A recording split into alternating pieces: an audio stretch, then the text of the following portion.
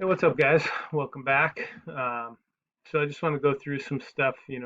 Monday and Tuesday are going to be asynchronous, and so I'll need you to turn in the assignment in order to get marked present for the day. So that's how we're doing attendance. So make sure you get that in by 3:30 or before. And so it's all a bunch of stuff about sound waves. So we'll take a look at that and a couple things, and then the second part of it, the assignment, is on the physics classroom. So it's a little deceiving because what I've found is with this program, it doesn't. I can't record the computer audio. So I've got a link here for you to go to, and the trick for this is you may not be able to get it to work because it runs on Java. So if you are able to get it to work, it'll be better. And if we can't, we'll look at it on Wednesday in class. But the first part of this is just kind of about the amplitude and frequency of sound waves. And so I'll show you what it looks like. So here's the first part. It has the most annoying noise you've ever heard if you have audio enabled and set to listener. So if you're doing it at home, try that. And when you have the person here versus here, it makes a big difference. And you should be able to think about what that difference is just by looking at the wave itself. And so kind of the dark and light spots are what we would be crests and troughs, or in the compressional waves, the compressions and what are called rarefactions. But the person here, you should take a guess. How's this going to sound to them farther away versus closer? And hopefully that's a pretty obvious thing. It's just a little more powerful when you can actually hear it. And then you can increase and decrease the frequency. So that is a nice thing to be able to do, is just changing the frequency here and doing this. So you might be able to, and you can see how it's affecting the waves over there, right? Really low. So if you're not familiar with what a low frequency wave sounds like versus a high frequency wave, think about that, and then bring that up in class on Wednesday, because it's a big difference, and you should be able to think about what a low frequency wave sounds like versus a high frequency wave. And you're welcome for that. So we'll take a look at that. And if you're looking at amplitude as well, so if we click here and watch the waves here as I change the amplitude, you can just see here where that started doing it. It got darker. And so now the wave is traveling a little bit further than it did before because it has more energy behind it. And so amplitude, by now you should know is associated with energy. So those are some different parts of this. And if you can get it to work at home and do that, explore that yourself, that would be great. Now here we go to the measure tab. So I'll show you what this is, and we want to see how long it takes sound waves to reach 5 meters. So if I'm going to pause this, and I'm going to go to measure, and I was playing around with it first here, but clear the wave, and we want to reset this. So the ruler shows up here. If you take a look at it at home, I just moved it down. So I want to know how long is it going to take to reach 5 meters here. So boom, I click this. I pause it here because I want to really get it to 5 meters and be exact. So it's, I think, let's see, there it is, perfectly at 5 meters. So 0.0151 seconds. So if I plug that into my calculator, I want to do the speed of sound here. So speed is just meters per second. So it went 5 meters in 0.0151 seconds. And I get 331. So when you think about this, so what that took was, sorry, wrong button. I did 5 meters divided by, what was it? 0.0151. 0.51 seconds, and that gave me 331 meters per second. So now then here we would explore just changing the frequency and amplitude of the waves. Does that make a difference? So we know our first trial here was 0.0151 seconds. And so you should think about, when I change the frequency, is that going to take longer? Is it going to get there faster? Or is it going to take the same amount of time? And same thing when I change the amplitude, is that going to get it there faster, slower, or the same amount of time? So think about that here before we take a look at this. And so let me stop this. Let me clear the wave. I'll just go higher frequency. We'll double it. Can we double it? We can. So remember this time, 0.0151, and boom, we'll get going. Oops, that didn't work because I got to hit start. So boom, pause. I can step it, and voila, higher frequency, same amount of time.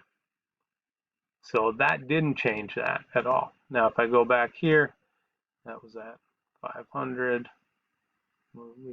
We know that doesn't make a difference. I'm just going to leave it there. Whoops. Reset this amplitude now. So I got a higher amplitude wave here. Click start and boom. So we'll go through here and 0.0151 again.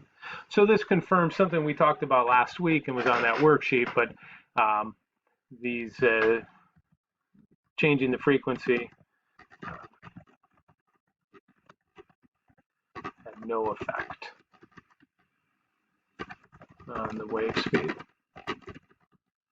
frequency, or amplitude. So that's good. Now here, I'm just going to have you, we're just going to take a look at this two source interference, what happens to the sound when there are two sources. So this is kind of a neat thing. So here's two sources. And what this creates here is, it's actually pretty cool. It was really hard. I remember trying to learn it in college and in high school, but it creates an interference pattern.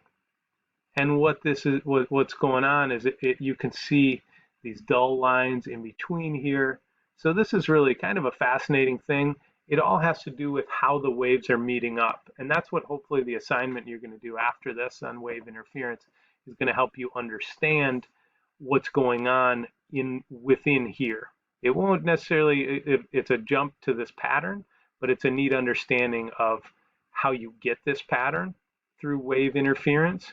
And so, you know, what you can start to think about is, obviously you have waves generated from this speaker versus this speaker, and they're colliding with each other. And how they collide makes a big impact on what happens. And, you know, think about it also, water waves work the same way. So if you have multiple water waves coming from different directions that are meeting up and traveling through each other, right? Because they don't stop, but they do interact during this part of it right here, and so you're seeing that effect of that within here. So with that, you know, what happens to the sound? You know, the sound obviously changes, and what's cool, if you are doing this at home, you can move Gary here to all these different parts of the wave to hear, if you have audio enabled. Oh, there we go. We got it. So you can hear him there versus here.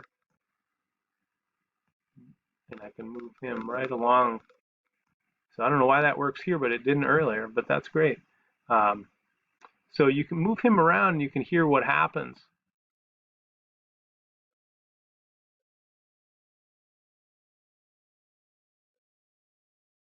That is an annoying sound, isn't it? We can get to, let me just do this real quick. You can hear this frequency versus the low frequency versus high frequency. This is cool. Remind me on Wednesday to check our hearing. I think we can get it to work. It's pretty cool. You'll like it if we remember to do it. So, um, Let's see. And then here's the last part, just to go over this: listening with varying air pressure. So what can you hear when the pressure's at 1 atmosphere? So listening with various. Okay. So so pressure's at 1 atmosphere. So we can hear this. We can hear the sound, no problem. I'm really hoping you can hear it on the video. And now we're going to remove the air from the box and see what happens. So before I turn that back on, think about what's going to happen when I take the air out of here. So I got this, remove the air from the box. The pressure's changing right here.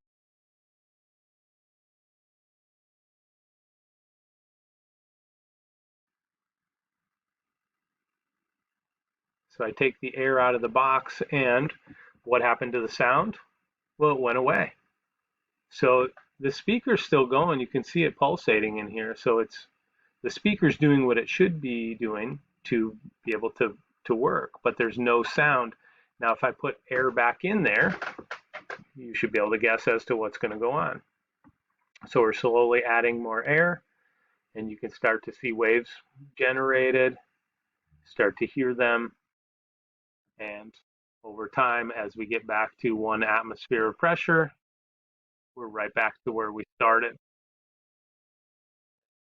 So there, I'll pause it. And so you should be able to think about, well, why did that happen? And so we know sound in a vacuum, not a vacuum cleaner, but a vacuum of space, meaning no air molecules, sound cannot travel through that.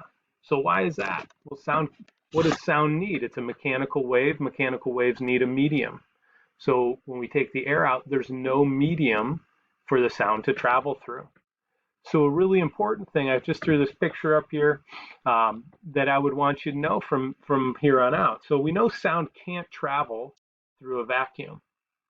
So then what the next step behind that is logically thinking about, well, what about different states of matter? Would that affect the way sound travels? And it absolutely does. So the reason it doesn't travel through a vacuum is because there's no medium for it to travel through. Now, when we have a gas, there's some air in there, or some molecules. There's more densely packed molecules in a liquid, and then the most dense in a solid. So through a solid, sound can travel the fastest. And so that all has to do with the density of the medium. So the closer together those particles are, the more they bump into each other and transmit the sound. When the particles are more spaced out, it takes longer for them to bump into each other, so it's harder to get the sound to travel. Which is why when you're underwater, if you yell, it sounds different because the sound is traveling different through the water. And so know that sound doesn't travel through a vacuum, and then it's slowest through a gas, then next a liquid, and then fastest through a solid. So we're doing that, and so that's all the stuff I wanted to go over with you together here. And then, so your assignment for today is to work on this wave interference assignment. It's pretty neat. I messed around with it earlier today. So I put some comments in, just two, but make sure, play around here with this, just to make sure you're comfortable running the simulation. You can see I've got it up over here. I'm at the end, and it looks, I mean, this looks insane. It looks like something that only super smart kids like you guys would be doing. It's not that really insane, and the equation part is you use at the very end. So it's just these waves going on. And this does a great job of allowing you to visualize what happens as waves interfere with each other. So go through it, and you just got to make sure you're going through the directions accordingly and clicking the right stuff that it says on here. As you do, so you're going to just do a description here of what happens. Don't overthink it, I said. I put that hint in there. And then here it talks about destructive interference, so just choose one of these. Based on what you do, and then a couple fill in the blanks here, so just make sure that we're understanding everything, and then we look at some constructive interference. So you go through that, that'll be okay. Um, and then a few questions. And then here's the part with the equation. The equation's really less of what we're super worried about.